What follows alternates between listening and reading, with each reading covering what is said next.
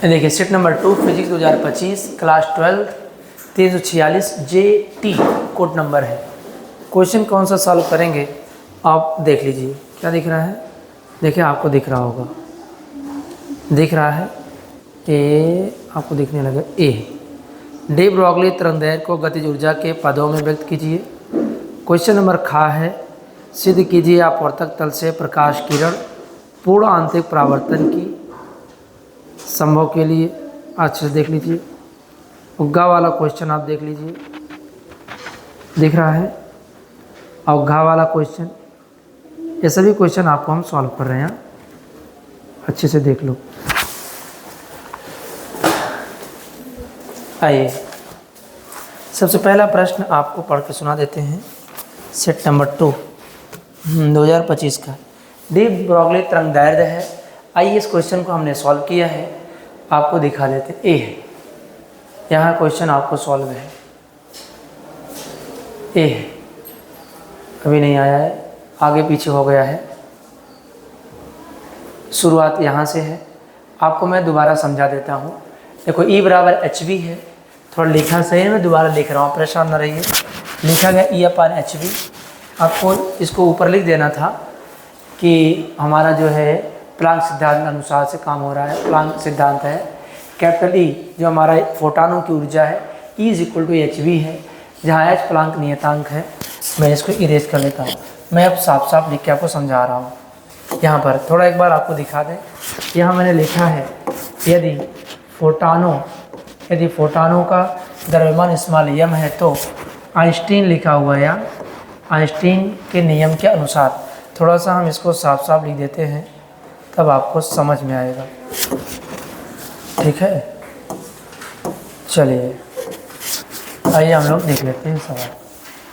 ऊपर मैंने शुरू किया 2 का का है, क्वेश्चन नंबर 2 का का, यहाँ से मैंने शुरू किया है इसको। बच्चों हम इसको लिख देते हैं।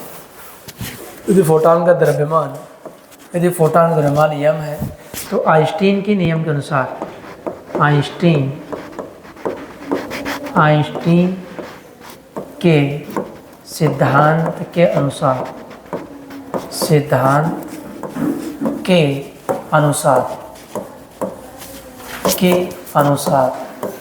आइंस्टीन का क्या फार्मूला होता है बच्चों? फार्मूला क्या होता है इनका? आइंस्टीन का फार्मूला क्या होता है पता है? E =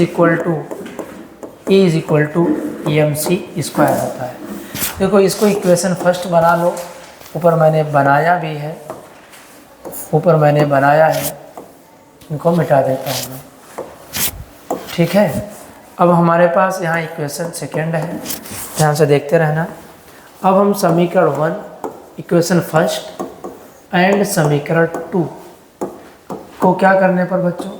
तुलना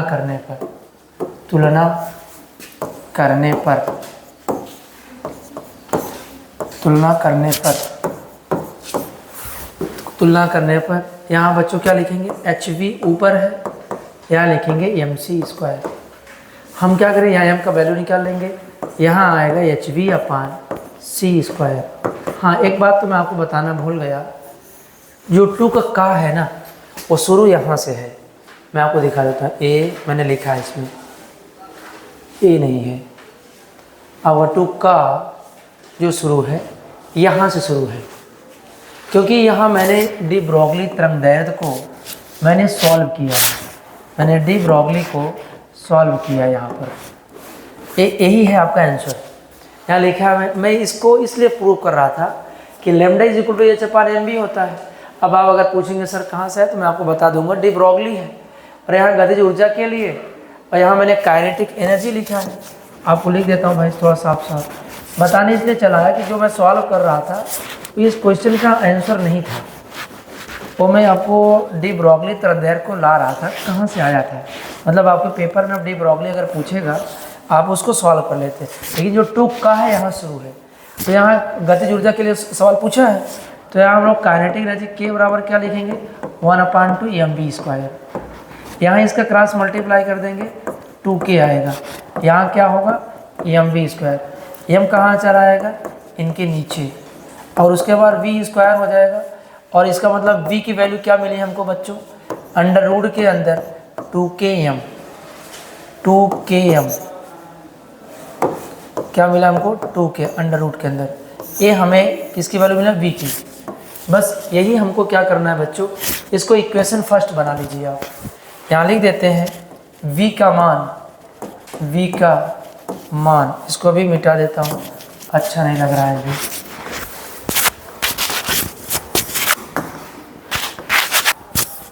चलिए, इसका मतलब v का मान समीकरण 1 में रखने पर, समीकरण 1 में यहाँ 1 बना दे रहा हूँ क्योंकि आगे वहाँ 1 2 बना है, यहाँ 3 बना लेता हूँ। आप जानेंगे 3 क्यों आया गया, आपको दिमाग में आएगा ये बात। 3 में रखने पर, ठीक है। अब चलो लेमडा इज इक्वल टू क्या कर दे भाई, एच अपान, जहाँ v है वहाँ हम उठा के रख देते हैं क्या, अंडर रूट 2k अपान m। इसे हम सॉल्व कर देते हैं, इसे नेक्स्ट पेज पे लिख दे कि यहीं पर सॉल्व कर दे कि जगह कम है, ठीक है। लिख देते हैं, यहाँ h है, यहाँ मैंने लिख लिया, क्या लिख दिया, थोड़ा सा एडजस्ट कर देते, यहीं आ जाता है। 1 मिनट रुक जाओ, इसको हम लोग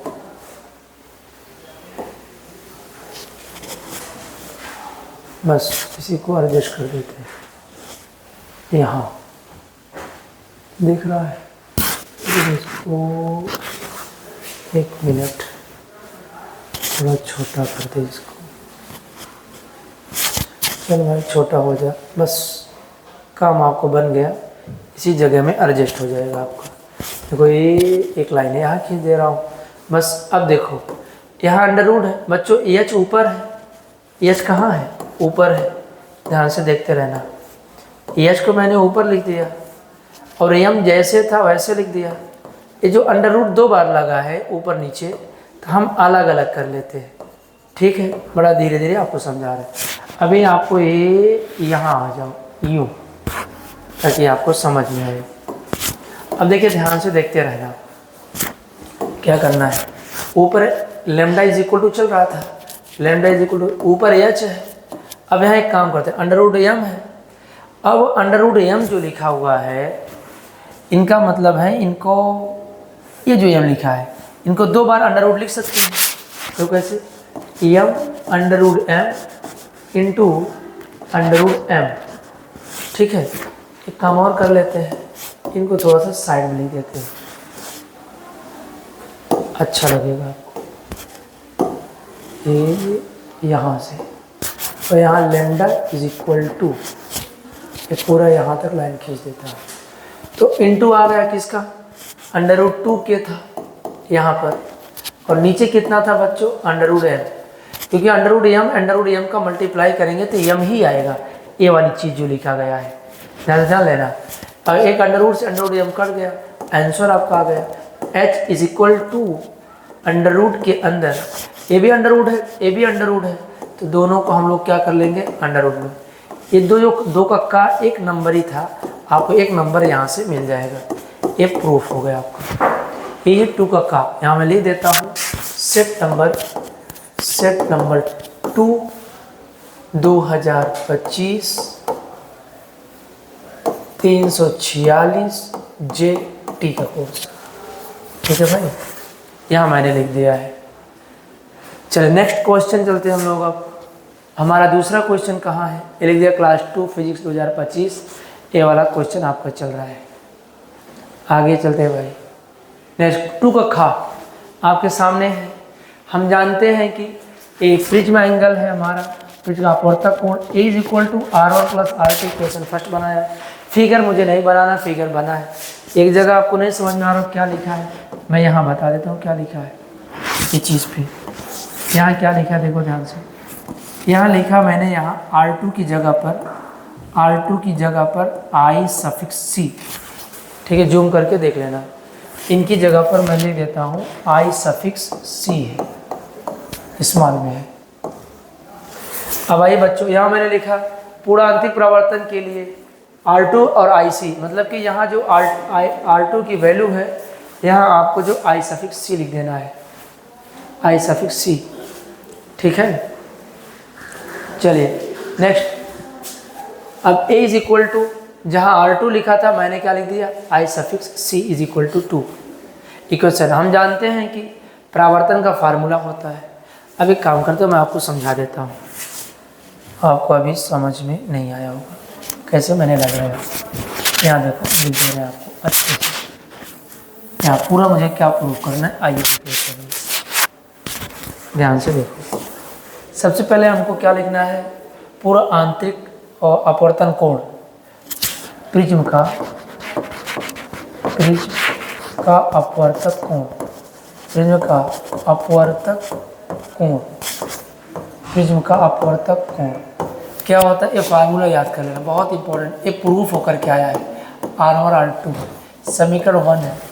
यहाँ जो देखो चित्र के अनुसार, मैं लिख देता हूँ चित्र के अनुसार, चित्र के अनुसार क्या लिख देता हूँ, जहाँ R2 है वो हमारा, अच्छा एक काम लिख देता हूँ यहाँ पर, चित्र के अनुसार पूर्ण आंतरिक परावर्तन के लिए, पूर्ण आंतरिक परावर्तन के लिए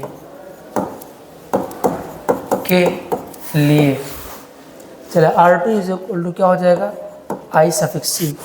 ये समीकरण 1 में क्या करेंगे, जहाँ R2 है वहाँ क्या लिख देंगे, I सफिक्स C। यहाँ इक्वेशन कौन बना ले, 2। अब हम जानते हैं अपवर्तनांक का फार्मूला, अपवर्तनांक का फार्मूला n होता है, ये क्या होता है, स्नेल का नियम भी कहा जाता है। क्या लिखते हैं, यहाँ ध्यान से देखो, यहाँ लिख रहा हूँ भाई, n is equal to sine I sine R होता है, यहाँ कितना है 90 डिग्री, यहाँ लिख देता हूँ साइन 90 अपान साइन R की जगह पर हमारा कौन रखना है, पूरा आंतरिक परावर्तन हो रहा है साइन C, यहाँ 90, इनकी वैल्यू कितना होता है 1 अपान क्या होगा, sine I suffix C। Clear यहाँ तक है। और मैं अब आगे चलता हूँ नेक्स्ट पेज पर, यहाँ एरो बना देता हूँ अगले पेज पर। चलिए यहाँ भी लिखा हुआ है वही चीज़, मैं इरेज कर देता हूँ, उसके बाद आपको समझा देता हूँ। चलिए भाई आइए, क्या मिला था हमें, n is equal to 1 upon sine, क्या लिखा, साइन C, ये वहाँ चला जाएगा, sine I suffix C is equal to क्या होगा 1 अपान n।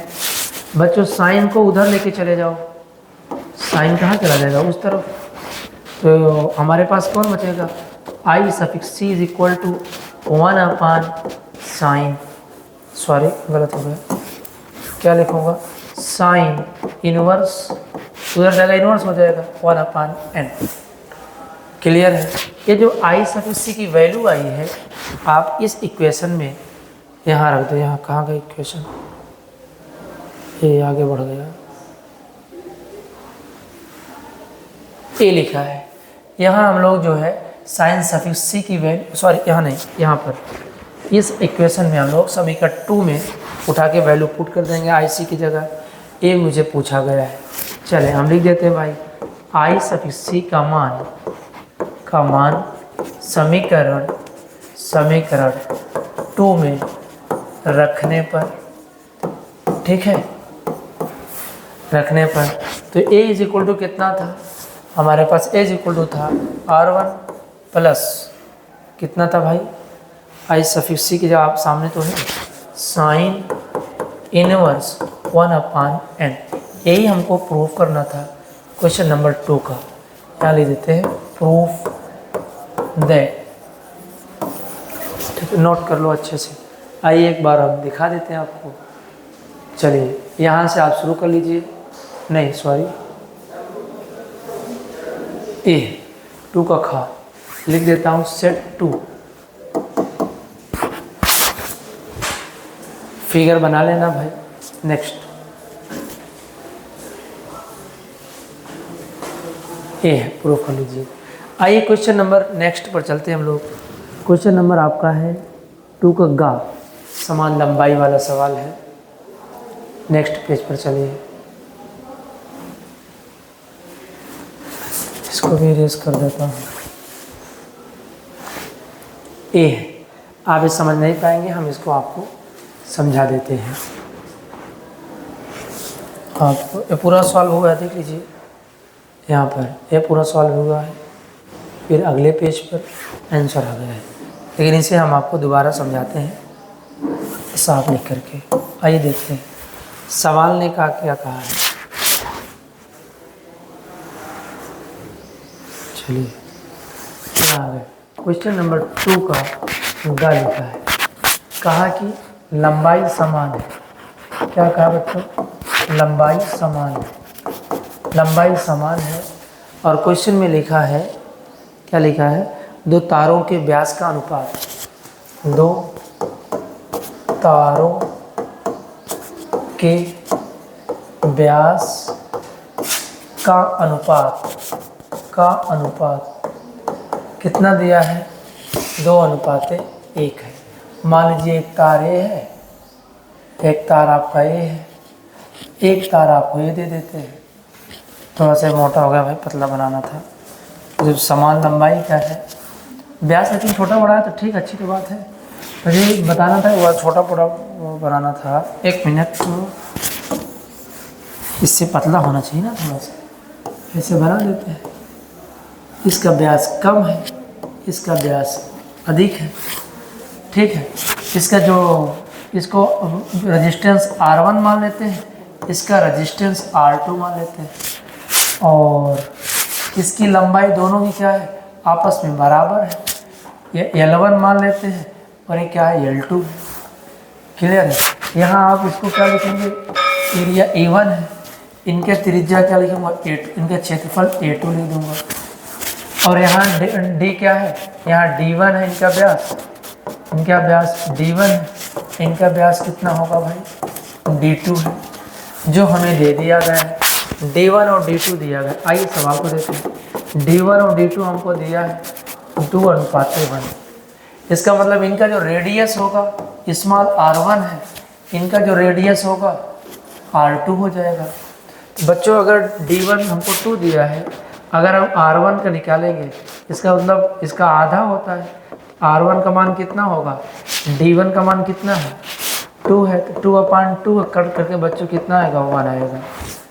ठीक है। दूसरे का अगर निकाल लें, R2 का मान क्या होगा, D2/2 होगा, और R2 = कितना आएगा, तो देख लेते हैं साफ आ रहा है। नहीं बच्चे थोड़ा देखो, साफ आ रहा है। सही तो आ रहा है जी, ठीक लग रहा है, थोड़ा आवाज़ चमक रहा है। चलिए R2 कितना लिखा आप लोगों ने, लिख लिया? अरे तो 2-3 तो हो गए होंगे। 2 दिया है, इसका कितना आएगा, 2 ही रहेगा। इसका मतलब इसका R2 ये है, तो इसका R2 1 है। 2 मिल गए। आगे चलते हैं नेक्स्ट। ऊपर इसको ऐसे लाइन खींच देते हैं, ठीक है बच्चों, कितना हो गया। चले नेक्स्ट। अब इस सवाल इसको भी इरेज कर देते हैं, ताकि इसके नीचे हम लोग काम करें। चलिए एक काम हो गया आपका, D1 भी निकल आया।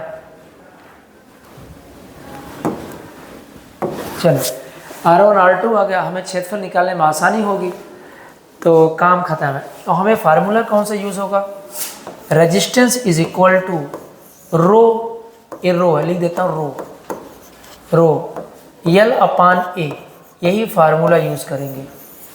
क्लियर है। यहाँ देखो ध्यान से, अगर rho is equal to rho L/A है, अगर हमें R1 निकालना है बच्चों, तो रो क्या हो जाएगा, L1/A1 होगा। इसका मतलब यहीं बगल में अगर हम लोग इसको लिख दो, R2 = क्या होगा, रो, थोड़ा एक्शन मार देना, P नहीं रहेगा, यहाँ A2 रहेगा। बस इन दोनों को कंपैरिजन कर देना। एक चीज़ में अलग पेन से लिख देता हूँ भाई, जिससे L1 = L2 है, क्यों, अकॉर्डिंग टू फिगर। ये आपको मैंने लिख दिया, L1 = क्या होगा, L2। ज़रूरत पड़ेगी इसको हम लोग लिख लेंगे।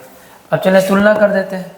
R1/R2 है, R1 की वैल्यू कितना है, रो, L1/A1 है, और इनका पूरे का बटा कितना है, रो, L2/A2 है। रो से रो कट गया और L1 और L2 की जगह पर लिख सकते हैं, क्या लिख सकते हैं, L1 तो रहने दें और A1 भी रहने देते हैं, और L2 की जगह पर क्या लिख सकता हूँ, L1 अपान A2। दोनों कट गए हैं, आगे हमें मिला ही क्या है, हमें ऊपर मिला है 1 अपान A1 मिला और नीचे 1 अपान A2 मिला है।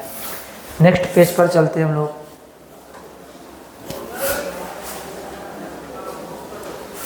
हमको मिला क्या है, R1 upon R2 is equal to 1 upon A1, यहाँ मिला 1 अपान A2।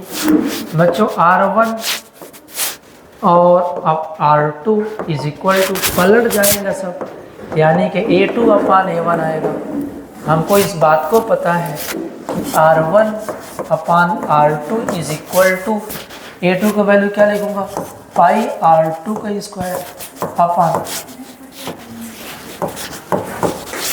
ठीक है, हाँ, ठीक है। कुछ हुआ कि नहीं, कुछ सॉल्व कर पाए? अगर ना क्लास चले तो तुरंत आना।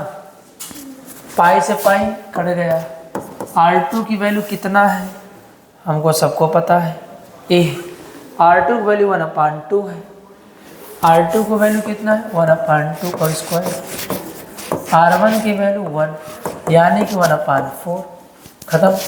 यही हमसे पूछा गया था, इनको तुलना करने पर कितना आएगा, 1/4। नोट कर लो भाई, नोट कर लीजिए आप, अच्छे से स्क्रीनशॉट ले लीजिए आप लोग। बढ़िया से मैंने सॉल्व कर दिया है 2 का घाव, या नेक्स्ट ए है, इतना मैंने आपको प्रूफ कर दिया भाई।